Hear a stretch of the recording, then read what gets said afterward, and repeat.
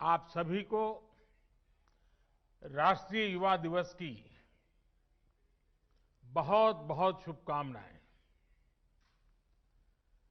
स्वामी विवेकानंद की जन्म जयंती का ये दिन हम सभी को नई प्रेरणा देता है। आज का दिन विशेष इसलिए भी हो गया है कि इस बार युवा संसद देश की संसद के सेंट्रल हॉल में हो रही है। ये सेंट्रल हॉल हमारे संविधान के निर्माण का गवाह है। देश के अनेक महान व्यक्तियों ने यहां आजाद भारत के लिए फैसले लिए, भारत के भविष्य के लिए चिंतन किया। भविष्य के भारत को लेकर उनका सपना, उनका समर्पण, उनका साहस, उनका सामर्थ्य, उनके प्रयास, इसका एहसास आज भी सेंट्रल हॉल में होता है। और साथियों, आप जहां बैठे हैं उसी सीट पर जब संविधान की निर्माण प्रक्रिया चली थी, इस देश के किसी न किसी गणमान्य महापुरुष वहां बैठे होंगे। आप आज उस सीट पर बैठे हैं। मन में कल्पना कीजिए कि जिस जगह पे देश के वो महापुरुष बैठे थे, आज वहां आप बैठे हैं। देश को आपसे कितनी अपेक्षाएं हैं। मुझे विश्वास है ये अनुभव इस समय सेंट्रल हॉल में बैठे सभी युवा साथियों को भी हो रहा होगा। आप सभी ने जो यहां संवाद किया, मंथन किया, वो भी बहुत महत्वपूर्ण है।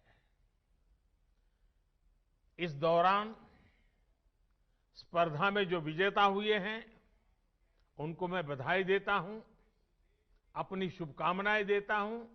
और यहां जब मैं आपको सुन रहा था तो मुझे विचार आया और इसलिए मैंने मनोमन तय किया है कि आपके जो भाषण है उसको मैं आज मेरे ट्विटर हैंडल पर से ट्वीट करूंगा।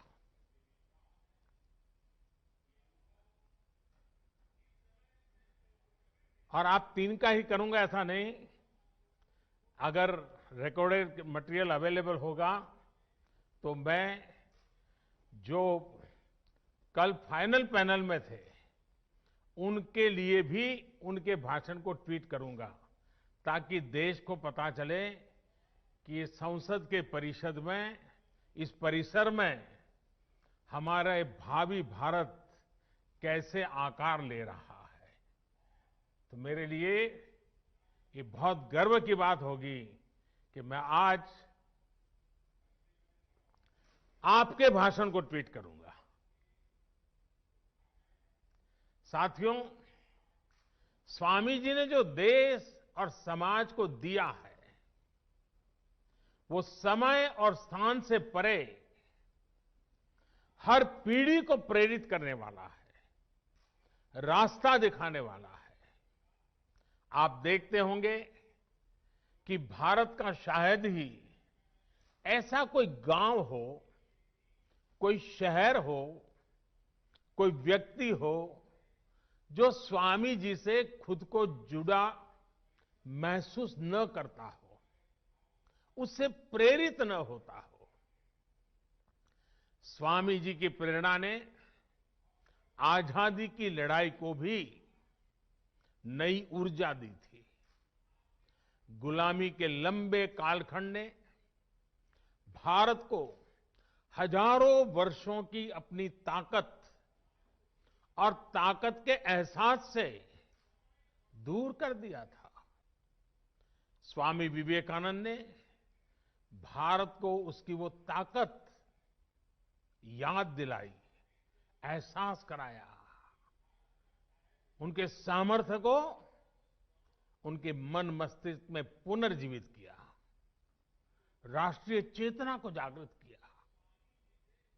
आप ये जानकर हैरान रह जाएंगे कि उस समय क्रांति के मार्ग से भी और शांति के मार्ग से भी, दोनों ही तरह से जो आजादी के लिए जंग चल रहा था, आजादी की लड़ाई लड़ रहे थे, वो कहीं न कहीं स्वामी विवेकानंद जी से प्रेरित थे। उनकी गिरफ्तारी के समय, फांसी के समय स्वामी विवेकानंद से जुड़ा साहित्य जरूर पुलिस के हाथ आता था। तब इसका बाकायदा अध्ययन करवाया गया था कि स्वामी विवेकानंद जी के विचारों में ऐसा क्या है जो लोगों को देशभक्ति के लिए, राष्ट्र निर्माण के लिए, आजादी के लिए मर मिटने की प्रेरणा देता है, हर नवयुवान के मस्तिष्क को इतना प्रभावित करता है। समय गुजरता गया, देश आजाद हो गया, लेकिन हम आज भी देखते हैं स्वामी जी हमारे बीच ही होते हैं, प्रतिपल हमें प्रेरणा देते हैं। उनका प्रभाव हमारी चिंतन धारा में कहीं न कहीं नजर आता है।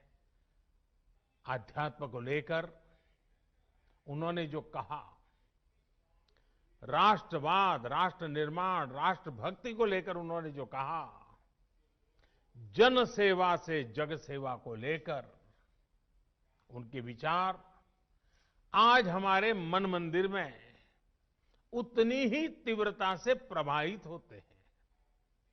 मुझे विश्वास है आप युवा साथी भी इस बात को जरूर महसूस करते होंगे। कहीं पर भी विवेकानंद जी की तस्वीर देखते होंगे, कल्पना तक आपको नहीं होगी, मनोमन आपके मन में एक श्रद्धा का भाव जगता होगा, सर आपको उनको नमन करता होगा, ये अवश्य होता होगा। साथियों, स्वामी विवेकानंद ने एक और अनमोल उपहार दिया है। ये उपहार है व्यक्तियों के निर्माण का, संस्थाओं के निर्माण का। और ज्यादातर ऐसे विषयों की चर्चा भी थोड़ी कम ही होती है, लेकिन हम अध्ययन करेंगे तो पाएंगे कि स्वामी विवेकानंद ने ऐसी संस्थाओं को भी आगे बढ़ाया जो आज भी व्यक्ति के निर्माण का काम बखूबी कर रही है। उनके संस्कार, उनका सेवा भाव, उनका समर्पण भाव लगातार जगाती रहती है। व्यक्ति से संस्था का निर्माण और संस्था से अनेकों व्यक्तियों का निर्माण एक अनवरत, अविलंब, अबाधित चक्र है जो चलता ही जा रहा है। लोग स्वामी जी के प्रभाव में आते हैं, संस्थाओं का निर्माण करने की प्रेरणा लेते हैं, संस्था निर्माण करते हैं, फिर उन संस्थानों से, उसकी व्यवस्था से, प्रेरणा से, विचार से, आदर्श से ऐसे लोग निकलते हैं जो स्वामी जी के दिखाए मार्ग पर चलते हुए नए लोगों को खुद से जोड़ते चलते हैं। इंडिविजुअल से इंस्टीट्यूशंस और इंस्टीट्यूशन से फिर इंडिविजुअल, ये चक्र आज भारत की बहुत बड़ी ताकत है। आप लोग एंटरप्रेन्योरशिप के बारे में बहुत सुनते हैं, वो भी तो कुछ एक प्रकार से यही बातें हैं। एक ब्रिलियंट इंडिविजुअल एक शानदार कंपनी बनाता है, बाद में उस कंपनी में जो इकोसिस्टम बनता है, उसकी वजह से वहां अनेकों ब्रिलियंट इंडिविजुअल्स बनते हैं। ये इंडिविजुअल्स आगे जाकर और नई कंपनियां बनाते हैं। इंडिविजुअल्स और इंस्टीट्यूशन का ये चक्र देश और समाज के हर क्षेत्र, हर स्तर के लिए उतना ही महत्वपूर्ण है। साथियों, आज जो देश में नई नेशनल एजुकेशन पॉलिसी लागू की गई है, उसका भी बहुत बड़ा फोकस बेहतर इंडिविजुअल्स के निर्माण पर है। व्यक्ति निर्माण से राष्ट्र निर्माण, ये पॉलिसी युवाओं की इच्छा, युवाओं के कौशल, युवाओं की समझ, युवाओं के फैसले को सर्वोच्च प्राथमिकता देती है। अब चाहे जो सब्जेक्ट चुनिए, चाहे जो कॉम्बिनेशन चुनिए, चाहे जो स्ट्रीम चुनिए, एक कोर्स को ब्रेक देकर आप दूसरा कोर्स शुरू करना चाहें तो आप वो भी कर सकते हैं। अब ये नहीं होगा कि पहले वाले कोर्स के लिए आपने जो मेहनत की थी वो बेकार हो जाएगी। आपको उतनी पढ़ाई का भी सर्टिफिकेट मिल जाएगा जो आगे ले जाएगा। साथियों, आज देश में एक ऐसा इकोसिस्टम विकसित किया जा रहा है जिसकी तलाश में अक्सर हमारे युवा विदेशों का रुख करते थे। वहां की आधुनिक शिक्षा, बेहतर एंटरप्राइज अपॉर्चुनिटीज, टैलेंट को पहचानने वाली, सम्मान देने की वाली व्यवस्था उन्हें स्वाभाविक रूप से आकर्षित करती थी। अब देश में ही ऐसी व्यवस्था हमारे युवा साथियों को मिले, इसके लिए हम प्रतिबद्ध भी हैं, हम प्रयासरत भी हैं। हमारा युवा खुलकर अपनी प्रतिभा, अपने सपनों के अनुसार खुद को विकसित कर सके, इसके लिए आज एक एनवायरनमेंट तैयार किया जा रहा है, इकोसिस्टम तैयार की जा रही है। शिक्षा व्यवस्था हो, समाज व्यवस्था हो, कानूनी बारीकियां हो, हर चीज में इन बातों को केंद्र में रखा जा रहा है। स्वामी जी का बहुत जोर उस बात पर भी था जिसको हमने कभी भूलना नहीं चाहिए। स्वामी जी हमेशा कहते थे और वो इस बात पर बल देते थे, वे शारीरिक ताकत पर भी बल देते थे, मानसिक ताकत पर भी बल देते थे। वो कहते थे, muscles of iron and nerves of steel. उनकी प्रेरणा, उन्हीं की प्रेरणा से आज भारत के युवाओं की शारीरिक मानसिक फिटनेस पर विशेष फोकस किया जा रहा है। फिट इंडिया मूवमेंट हो, योग के प्रति जागरूकता हो, या फिर स्पोर्ट्स से जुड़े आधुनिक इंफ्रास्ट्रक्चर का निर्माण, ये युवाओं को मानसिक और शारीरिक रूप से सुदृढ़ कर रहे हैं। साथियों, आजकल आप लोग कुछ टर्म्स बार बार सुनते होंगे, आपके कान पे आता रहता है। पर्सनालिटी डेवलपमेंट या तो फिर टीम मैनेजमेंट। इनकी बारीकियों को भी आप स्वामी विवेकानंद का अध्ययन करने के बाद और आसानी से समझ पाएंगे। पर्सनालिटी डेवलपमेंट का उनका मंत्र था, बिलीव इन योरसेल्फ। अपने आप पर भरोसा करो, अपने आप पर विश्वास करो। लीडरशिप का उनका मंत्र था, बिलीव इन ऑल। वे कहते थे, पुराने धर्मों के मुताबिक नास्तिक वो है जो ईश्वर में भरोसा नहीं करता, लेकिन नया धर्म कहता है नास्तिक वो है जो खुद में भरोसा नहीं करता। और जब नेतृत्व की बात आती थी तो वो खुद से भी पहले अपनी टीम पर भरोसा जताते थे। मैंने कहीं पढ़ा था, वो किस्सा मैं आपको भी सुनाना चाहता हूं। एक बार स्वामी जी अपने साथी स्वामी शारदानंद जी के साथ लंदन में एक पब्लिक लेक्चर के लिए गए थे। सब तैयारी हो चुकी थी, सुनने वाले इकट्ठे हो गए थे और स्वाभाविक है हर कोई स्वामी विवेकानंद जी को सुनने के लिए आकर्षित होकर के आया था। लेकिन जैसे ही बोलने का नंबर आया तो स्वामी जी ने कहा कि आज भाषण मैं नहीं बल्कि मेरे सहयोगी शारदानंद जी देंगे। शारदानंद जी ने भी सोचा नहीं था कि अचानक उनके जिम्मे काम आ जाएगा।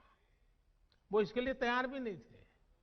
लेकिन जब शारदानंद जी ने भाषण देना शुरू किया तो हर कोई चकित हो गया, उनसे प्रभावित हो गया।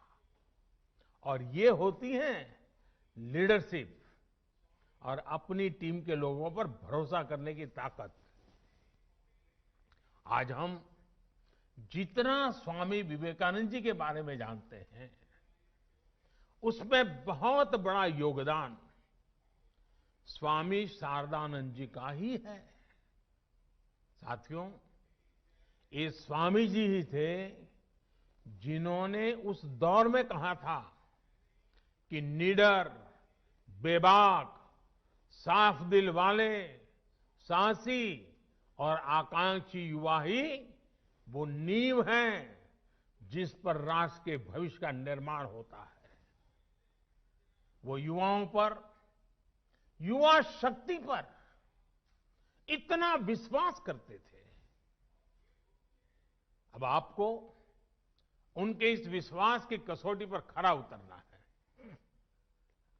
भारत को अब नई ऊंचाइयों पर ले जाने का काम, देश को आत्मनिर्भर बनाने का काम आप सब युवा को ही करना है।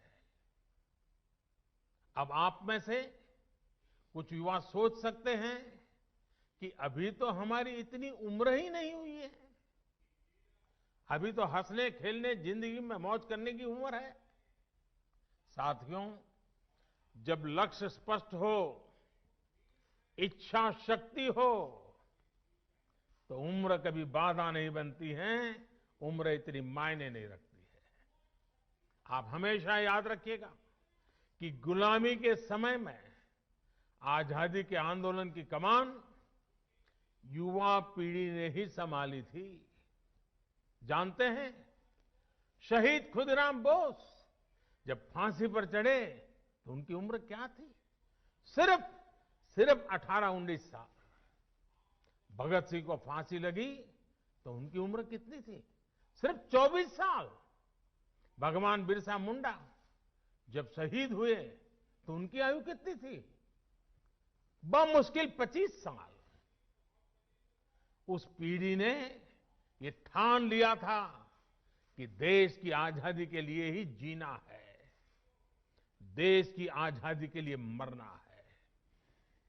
लॉयर्स, डॉक्टर, प्रोफेसर्स, बैंकर्स, अलग अलग प्रोफेशन से यंग जनरेशन के लोग निकले और सबने मिलकर के हमें आजादी दिलाई।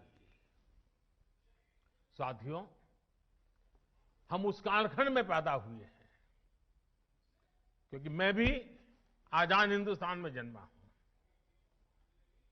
मैंने गुलामी देखी नहीं है और मेरे सामने आप जो बैठे हैं, आप भी सब आजादी में पैदा हुए हैं। हमें देश की स्वतंत्रता के लिए मरने का मौका नहीं मिला, लेकिन हमें आजाद भारत को आगे बढ़ाने के लिए मौका जरूर मिला है। ये मौका हमें गंवाना नहीं है। साथियों, आजादी के 75 साल लेकर आजादी से 100 साल होने तक, ये आने वाले 25-26 साल बहुत ही महत्वपूर्ण है। 2047 2047 जब आजादी के 100 साल होंगे, ये 25-26 साल की यात्रा बहुत महत्वपूर्ण है। साथियों, आप भी सोचिए, आप आज जिस उम्र में हैं, अब से जो समय शुरू हो रहा है अपना, वो आपके जीवन का स्वर्णिम काल है, उत्तम काल है। और वही कालखंड भारत को भी आजादी के 100 साल की तरफ ले जा रहा है। मतलब आपके विकास की ऊंचाइयां, आजादी के 100 साल की सिद्धियां, दोनों कदम से कदम मिलाकर के चल रही है। मतलब आपकी जिंदगी के आने वाले 25-26 साल, देश के आने वाले 25-26 साल के बीच बहुत बड़ा तालमेल है, बहुत बड़ी अहमियत है। अपने जीवन में इन वर्षों में सर्वोच्च प्राथमिकता देश को दीजिए, देश की सेवा को दीजिए। विवेकानंद जी कहते थे कि ये सदी भारत की है। इस सदी को, भारत की सदी, हमारी युवा पीढ़ी को ही बनाना है। आप जो भी करिए, जो भी फैसला लीजिए, उसमें जरूर सोचिए कि इससे देश का क्या हित होगा। साथियों, स्वामी विवेकानंद जी कहते थे कि हमारे युवाओं को आगे आकर राष्ट्र का भाग्य विधाता बनना चाहिए। इसलिए ये आपकी जिम्मेदारी है कि भारत के भविष्य का नेतृत्व करें। और आपकी ये जिम्मेदारी देश की राजनीति को लेकर के भी है, क्योंकि राजनीति, पॉलिटिक्स, देश में सार्थक बदलाव लाने का एक सशक्त माध्यम है। हर क्षेत्र की तरह पॉलिटिक्स को भी युवाओं की बहुत ज्यादा जरूरत है। नई सोच, नई ऊर्जा, नए सपने, नया उमंग, देश की राजनीति को इसकी बहुत जरूरत है। साथियों, पहले देश में ये धारणा बन गई थी कि अगर कोई युवक राजनीति की तरफ रुख करता था तो घर वाले कहते थे कि अब बच्चा बिगड़ रहा है, क्योंकि राजनीति का मतलब ही बन गया था झगड़ा, फसाद, लूट, खसोट, भ्रष्टाचार, न जाने क्या क्या लेबल लग गए थे। लोग कहते थे कि सब कुछ बदल सकता है, लेकिन सियासत नहीं बदल सकती। लेकिन आज आप देखिए, आज देश की जनता, देश के नागरिक इतने जागरूक हुए हैं कि राजनीति में वो ईमानदार लोगों के साथ खड़े होते हैं, ईमानदार लोगों को मौका देते हैं। देश की सामान्य जनता ईमानदार, समर्पित, सेवाभावी राजनीति में आए हुए लोगों के साथ डट करके खड़ी रहती है। ऑनेस्टी और परफॉर्मेंस आज की राजनीति की पहली अनिवार्य शर्त होती जा रही है। और देश में जो जागरूकता आई है ना, उसने ये दबाव पैदा किया है। भ्रष्टाचार जिनकी लीगेसी थी, उनका भ्रष्टाचार ही आज उन पर बोझ बन गया है। और ये देश के सामान्य नागरिक की जागरूकता की ताकत है। वो लाख कोशिशों के बाद भी इससे उभर नहीं पा रहे हैं। देश अब ईमानदारों को प्यार दे रहा है, ईमानदारों को आशीर्वाद दे रहा है, ईमानदारों के साथ अपनी ताकत खड़ी कर देता है, अपना विश्वास दे रहा है। अब जनप्रतिनिधि भी ये समझने लगे हैं कि अगले चुनाव में जाना है तो सीवी स्ट्रांग होनी चाहिए, कामों का हिसाब पुख्ता होना चाहिए। लेकिन साथियों, कुछ बदलाव अभी भी बाकी है। और ये बदलाव देश के युवाओं को आपको ही करने हैं। लोकतंत्र का एक सबसे बड़ा दुश्मन पनप रहा है और वो है राजनीतिक वंशवाद।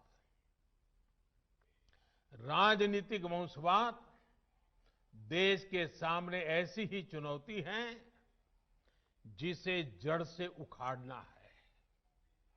ये बात सही है कि अब केवल सरनेम के सहारे चुनाव जीतने वालों के दिन लदने लगे हैं, लेकिन राजनीति में वंशवाद का ये रोग अभी पूरी तरह समाप्त नहीं हुआ है।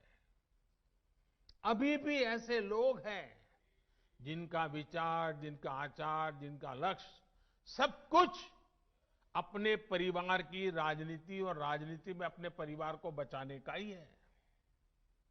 साथियों, ये राजनीतिक वंशवाद लोकतंत्र में एक नए रूप के तानाशाही के साथ ही देश पर अक्षमता का बोझ भी बढ़ा देता है। राजनीतिक वंशवाद नेशन फर्स्ट के बजाय सिर्फ मैं और मेरा परिवार, इसी भावना को मजबूत करता है। ये भारत में राजनीतिक और सामाजिक करप्शन का भी एक बहुत बड़ा कारण है। वंशवाद की जगह से आगे बढ़े लोगों को लगता है कि अगर उनकी पहले की पीढ़ियों के करप्शन का हिसाब नहीं हुआ तो उनका भी कोई कुछ नहीं बिगाड़ सकता। वो तो अपने घर में ही इस प्रकार के विकृत उदाहरण भी देखते हैं।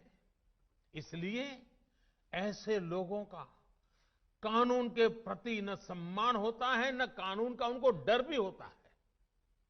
साथियों, इस स्थिति को बदलने का जिम्मा देश की जागरूकता पर है, देश की युवा पीढ़ी पे है और राष्ट्रयाम जागृयाम व्यायाम इसी मंत्र को लेकर के जीना है। आप राजनीति में ज्यादा से ज्यादा संख्या में आए, बढ़ चढ़ करके हिस्सा लेना पाना बनने के इरादे से नहीं, कुछ कर गुजरने के इरादे से आइए। आप अपनी सोच, अपने विजन को लेकर आगे बढ़े, एक साथ मिलकर के काम करें, जुट करके काम करें, डट करके काम करें।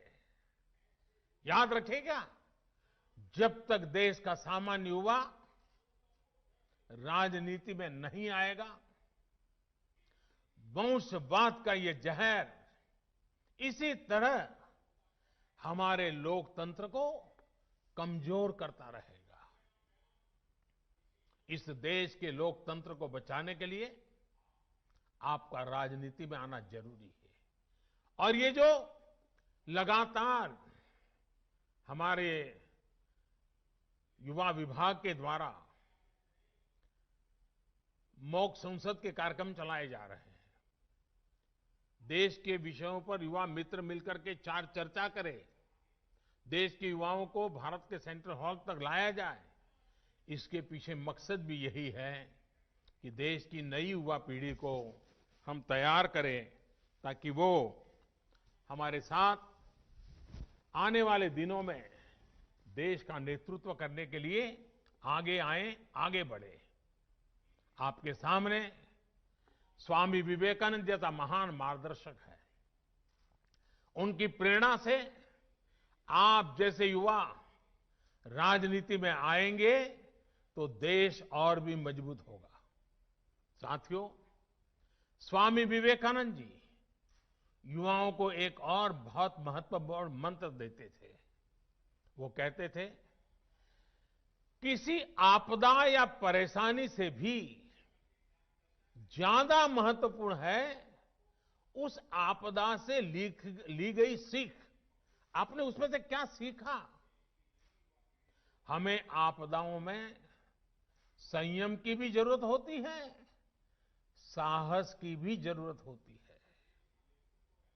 आपदा हमें ये सोचने का भी अवसर देती है कि जो बिगड़ा है हम वही दोबारा बना लें या नए सिरे से एक नए निर्माण की नींव रखें। कई बार हम एक संकट, किसी आपदा के बाद कुछ नया सोचते हैं तो फिर देखते हैं कि उस नई सोच ने कैसे पूरा भविष्य बदल दिया। आपने भी अपने जीवन में महसूस किया होगा। मेरा मन करता है कि आज एक अनुभव मैं आपके सामने जरूर आपके सामने रखूं। 2001 में जब गुजरात के कच्छ में भूकंप आया था तो कुछ ही पल में सब कुछ तबाह हो गया था। पूरा कच्छ एक प्रकार से मौत की चादर ओढ़ करके सोया था। सारी इमारतें जमींदोज हो चुकी थी। जो हालत थी उसे देखकर लोग कहते थे कि अब कच्छ हमेशा हमेशा के लिए बर्बाद हो गया। इस भूकंप के कुछ महीने बाद मुझे गुजरात का मुख्यमंत्री के रूप में दायित्व निभाने की जिम्मेवारी आ गई। चारों तरफ गूंज यही थी कि अब तो गुजरात गया, अब तो गुजरात बर्बाद हो गया, अब कच्छ बर्बाद, यही सुन रहा था। हमने एक नई अप्रोच के साथ काम किया, एक नई रणनीति के साथ आगे बढ़े। हमने सिर्फ इमारतें ही फिर से नहीं बनाई, बल्कि प्रण लिया कि कच्छ को विकास की नई ऊंचाई पर पहुंचाएंगे। तब वहां न उतनी सड़कें थी, न बिजली व्यवस्था ठीक थी, न ही पानी आसानी से नहीं मिलता था। हमने हर व्यवस्था सुधारी। हम सैकड़ों किलोमीटर लंबी नहरें बनाकर कच्छ तक पानी लेकर गए, पाइपलाइन से पानी ले गए। कच्छ की हालत ऐसी थी कि वहां टूरिज्म के बारे में कोई सोच भी नहीं सकता था। उल्टा हर साल हजारों लोग कच्छ से पलायन कर जाते थे। अब आज हालत ऐसे हैं कि बरसों पहले कच्छ छोड़कर गए लोग आज वापस लौटने लगे हैं। आज कच्छ में लाखों टूरिस्ट रणोत्सव में आनंद लेने के लिए पहुंचते हैं। यानी आपदा में हमने आगे बढ़ने का अवसर खोजा। साथियों, उस समय भूकंप के दौरान ही एक और बड़ा काम हुआ था जिसकी उतनी चर्चा नहीं होती है। आजकल कोरोना के समय में आप लोग डिजास्टर मैनेजमेंट एक्ट का जिक्र खूब सुनते होंगे। इस दौरान तमाम सरकारी आदेश इसी एक्ट को आधार बनाकर जारी किए गए। लेकिन इस एक्ट की भी एक कहानी है। कच्छ भूकंप के साथ इसका एक रिश्ता है और मैं ये भी शायद आपको बताऊंगा तो आपको खुशी होगी। साथियों, पहले हमारे देश में डिजास्टर मैनेजमेंट ये कृषि विभाग का हिस्सा रहता था, उसी का काम समझा जाता था। क्योंकि हमारे यहां डिजास्टर का मतलब होता था बाढ़ या सूखा। ज्यादा पानी गिर गया तो वो डिजास्टर, ज्यादा पानी कम पड़ गया तो वो डिजास्टर। बाढ़ वगैरह आती थी तो खेती का मुआवजा वगैरह देना, यही काम प्रमुखतः डिजास्टर मैनेजमेंट का होता था। लेकिन कच्छ भूकंप से सबक लेते हुए गुजरात ने 2003 में Gujarat state disaster management act बनाया। तब देश में पहली बार ऐसा हुआ जब डिजास्टर मैनेजमेंट को कृषि विभाग से लेकर वहां से बाहर निकाल करके गृह विभाग के अंडर में दे दिया गया। बाद में केंद्र सरकार ने 2005 में गुजरात के उसी कानून से सीख लेकर पूरे देश के लिए डिजास्टर मैनेजमेंट एक्ट बनाया। अब इसी एक्ट की मदद से ताकत से देश ने महामारी के खिलाफ इतनी बड़ी लड़ाई लड़ी है। आज यही एक्ट हमारे लाखों लोगों की जान बचाने में सहायक हुआ, देश को इतने बड़े संकट से उबारने में आधार बना। इतना ही नहीं, जहां कभी डिजास्टर मैनेजमेंट केवल मुआवजे और राहत सामग्री तक सीमित होता था, उसी भारत के डिजास्टर मैनेजमेंट से आज दुनिया सीख रही है। साथियों, जो समाज संकटों में भी प्रगति के रास्ते बनाना सीख लेता है, वो समाज अपना भविष्य खुद लिखता है और इसलिए आज भारत और 130 करोड़ भारतवासी अपना भविष्य और वो भी उत्तम भविष्य आज देश के नागरिक खुद गढ़ रहे हैं। आपके द्वारा किया गया हर एक प्रयास, हर एक सेवा कार्य, हर एक इनोवेशन और हर एक ईमानदार संकल्प भविष्य की नींव में रखा जा रहा एक मजबूत पत्थर है। आप अपने प्रयासों में सफल हो, इन्हीं शुभकामनाओं के साथ मैं फिर एक बार देश भर में लाखों युवकों ने कोरोना के इस कालखंड में भी कहीं पर रूबरू में, कहीं पर वर्चुअल इस यूथ मूवमेंट को आगे बढ़ाया।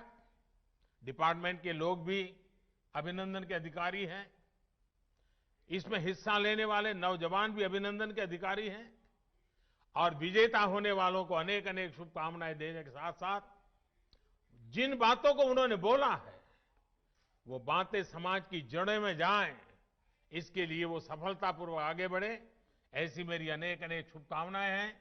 मैं फिर एक बार स्पीकर महोदय का संसद भवन के अंदर इस कार्यक्रम की रचना के लिए आभार व्यक्त करते हुए मेरी वाणी को विराम देता हूं।